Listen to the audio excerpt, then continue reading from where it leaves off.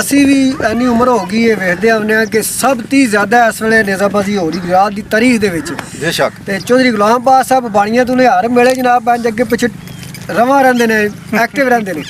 ਤੇ ਚੌਧਰੀ ਸਾਹਿਬ ਤੁਸੀਂ ਇਹ ਦੱਸੋ ਵੀ ਇਹੜੇ ਮੇਲੇ ਸੀ ਲਵਾਉਂਦੇ ਹੋ ਪਏ ਲਗਾਤਾਰ, ਕਿਉਂਕਿ ਪ੍ਰੋਗਰਾਮ ਹੈ ਨਾ ਗਰਾਊਂਡ ਨੂੰ ਪੱਕਿਆ ਬਣਾਉਣ ਦਾ ਵੀ, ਯਾਨੀ ਮੁਸਤਕਿਲ ਤੌਰ ਤੇ? ਦੇਖੋ ਜੀ, ਇਹ ਤੇ ਸਾਡੀਆਂ ਆਪਣੀਆਂ ਜ਼ਮੀਨਾਂ ਨੇ, ਠੀਕ ਹੈ, ਤੇ ਉਹਨਾਂ ਦੇ ਵਿੱਚ ਅਸੀਂ ਗਰਾਊਂਡ ਬਣਾਉਂਦੇ ਆ।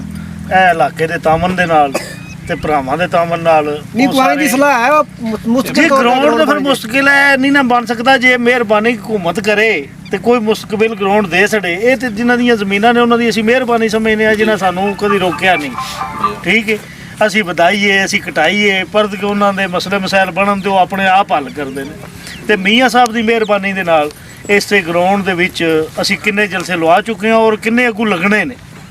ਠੀਕ ਹੈ, ਅੱਜ ਵੀ ਹਰ ਬੰਦੇ ਕੋਲੋਂ ਪੁੱਛਿਆ, ਉਹਨੇ ਕਿਹਾ ਜੀ ਜਿੱਥੇ ਮਰਜ਼ੀ ਗਰਾਊਂਡ ਬਣਾਓ। ਠੀਕ ਹੈ, ਸਾਡਾ ਕੋਈ ਰੋਕ